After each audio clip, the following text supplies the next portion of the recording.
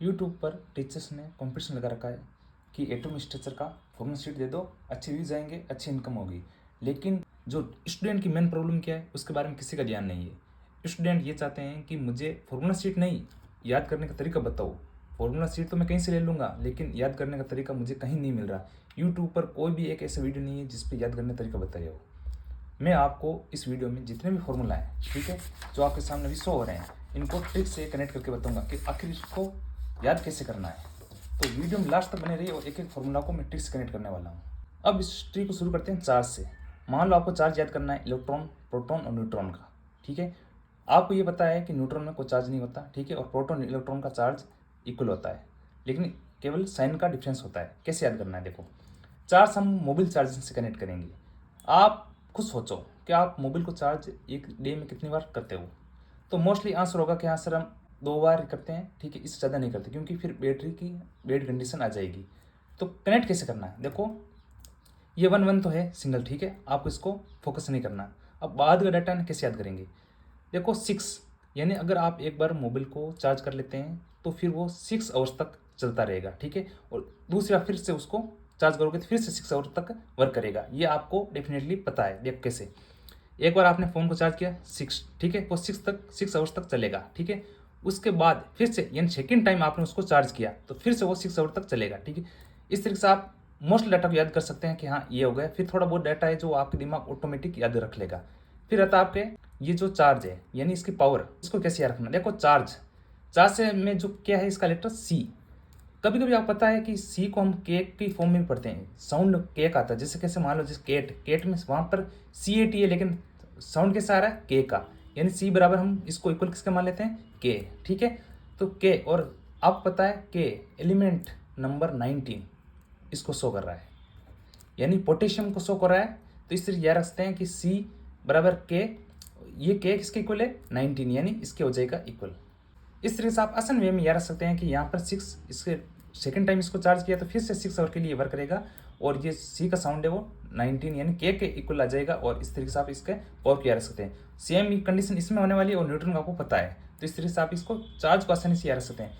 इस तरीके से आप देखिए जो प्रोटॉन है इसका चार्ज भी याद रख सकते हैं। आपको ये दिमाग रखना चाहिए, आपका IQ ये इस तरीके से वर्क करना चाहिए कि हाँ इतना पता है मुझे कि इलेक्ट्रॉन और प्रोटॉन का चार्ज इक्वल होता है। तो फिर यही सेम कंडीशन होने वाली है 6 और फिर सेकेंड टाइम और फिर 6, और ये चार्ज हो गए आपके 19 का, ठीक है। इससे याद रखते हैं न्यूट्रॉन का चार्ज 0 होता है। इसके बाद हम नंबर लेंगे मास का। अब मास को कैसे याद रखना है। अगर आप किसी चीज़ को रटने बैठ जाओ तो कोई भी चीज़ आपको याद नहीं होगी। अगर आप अपने माइंड गेम का यूज़ करोगे तो कोई भी ऐसी कोई भी चीज़ नहीं है जिसको आप रट सको। आप डायरेक्ट उसको याद कर सकते हो, रटने की जरूरत नहीं है कोई चीज़। जैसे मान लो मास याद रखना है आपको, इलेक्ट्रॉन, प्रोटॉन, न्यूट्रॉन सबका डिफरेंस है। कैसे याद रखना है देखो। हम मास को कनेक्ट करेंगे एक पॉइंट से, किससे, मस्कुलर, ठीक है, यानी मस्कुलर से कनेक्ट करने वाले हैं। ये आपके मस्कुलर। अब कैसे याद रखना है इसको। अब ई से आपको याद रखना है इलेक्ट्रिसिटी। मान लो कि आपके शरीर क्या है, एक मस्कुलर बॉडी है, उसमें इलेक्ट्रिसिटी कुछ टाइम के लिए, यानी मान लो 10 सेकंड या 9 सेकंड या उससे भी कम 8 सेकंड, अरे सर इससे भी कम मान लो, ठीक है, 3 सेकंड या 2 सेकंड के लिए, ठीक है, ये 3 और 2 यानी कितना भी कम टाइम हो। देखो अगर 1 सेकंड के लिए भी आपकी बॉडी में इलेक्ट्रिसिटी चली जाइए कुछ सेकंड के लिए भी, तो आपका ऊपर जाना तय है। तो याद रखना 10 9 8 या इससे भी कम मान लो 3 2, तो आप ऊपर जाना तय है, ऊपर, ठीक है। तो ऊ से आपको याद रखना ऊपर है ना, ठीक है, ऊपर से आपको ये 3 याद रखना, ये 3 कनेक्ट हो रहा है। फिर आपका IQ वर्क करेगा कि हाँ सर डाटा मैंने देखा हुआ है 27 और 31, तो मुझे यहाँ पर 3 वाला यूज़ करना है, यानी 3, ये 3 कनेक्ट हो रहा है इससे। इससे आप इसको भी डाइट याद रखते हैं। सर इसका याद नहीं रहेगा। देखो मस्कुलर कनेक्ट किया मास से, अब मास से याद रखना कि प्रोटीन डाइट, हमें प्रोटीन डाइट जरूरी है। प्रोटीन डाइट क्यों लेते हैं, आपसे पता है कि सलमान खान, शाहरुख खान और भी एक्ट्रेस हैं बॉलीवुड जो प्रोटीन डाइट लेते हैं।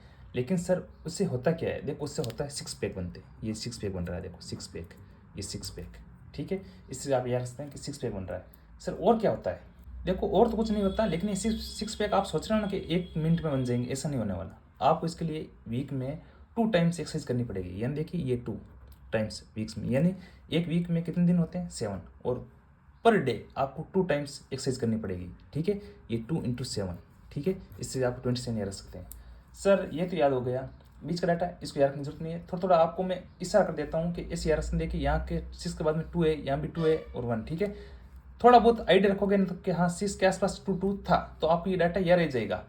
और मोस्टली क्या है, सब में 1 1 है, चाहे आप चार्ज में देखोगे ना, अगर आप चार्ज में देखोगे तो भी पहला लेटर क्या है 1 1, ठीक है। उसके बाद क्या है, ये तो आपको पता ही है, और इसमें क्या है 1 1, ठीक है। अब 9 यहाँ था, तो 9 से आप ऐसे याद रख सकते हो कि साउंड भी ई का 9 की तरह आ रहा है, ठीक है। या ऐसे याद सकते हो नाइट में इलेक्ट्रिसिटी की जरूरत है, नाइट 9 फीलिंग आ रही है ना, तो इस तरह से 9 को याद रख सकते हो। इसमें कंफ्यूज मत होना, थोड़ा बहुत डाटा आपका माइंड ऑटोमेटिक याद रख लेगा। तो अब देखिए आगे हम न्यूट्रॉन कैसे याद रखना है। देखो आपने थ्योरी में इतना पढ़ा होगा कि प्रोटॉन से न्यूट्रॉन का थोड़ा मास थोड़ा बहुत ज़्यादा होता है, तो इस पर फोकस मत करना इतना ज़्यादा, आपको थोड़ा बहुत ज़्यादा रखना है और बाकी चीज़ें सेम ही है। जब मैंने ट्रिक से इन दोनों कनेक्ट कर लिया तो डेफिनेटली मैं इसको भी कनेक्ट कर सकता हूँ, लेकिन मैंने इसको जानबूझकर कनेक्ट नहीं किया क्योंकि फिर आपका माइंड कन्फ्यूज हो जाएगा, फिर इन दोनों डाटा को भी आप याद नहीं रख पाओगे। तो किस तरीके से याद रखना है, इसका डाटा थोड़ा बहुत ज़्यादा होता है तो इस तरीके से याद रख सकते हैं। इसका थोड़ा बहुत मैं आपको क्लू दे देता हूँ कि जैसे यहाँ पर 7 है, ठीक है, इसका 7 × 7 क्या होता है 49, ठीक है। इस तरीके से आप इसको थोड़ा बहुत याद रख सकते हैं कि हाँ इससे याद रखना है, और बाकी का डाटा सेम ही है। इस तरीके से आप चार्ज भी हो गया, मास भी हो गया। अब चलते हैं नेक्स्ट फॉर्मूला की तरफ। अब नेक्स्ट फॉर्मूला है क्वांटाइजेशन ऑफ एंगुलर मोमेंटम। अब आप बोलोगे सर ये तो सबको याद है, या सबको है, कन्फ्यूजन क्या होती है आपको सब पता है। यहाँ कन्फ्यूजन होगी, डेफिनेटली होगी कि सर यहाँ 2 पाई है या 4 पाई। सर हमें कोई कन्फ्यूजन नहीं है, आपका ये आंसर जरूर होगा। लेकिन देखो जब आप हेजनबर्ग का कंसेप्ट देखोगे ना, तो वहाँ पर आपको कन्फ्यूजन होगा कि वहाँ पर 4 पाई लिख रहा है, यहाँ पर 2 पाई, कैसे याद रहेगा। तो आप इस तरह याद रख सकते हो कि क्वांटाइजेशन एंगुलर मोमेंट कैसे याद रखना है, एक सिंपल ट्रिक से। इससे क्या बन रहा है महावीर, फीलिंग आ रही है ना MVR महावीर, और इससे क्या आ रही है नेहा, ठीक है, ये नेहा।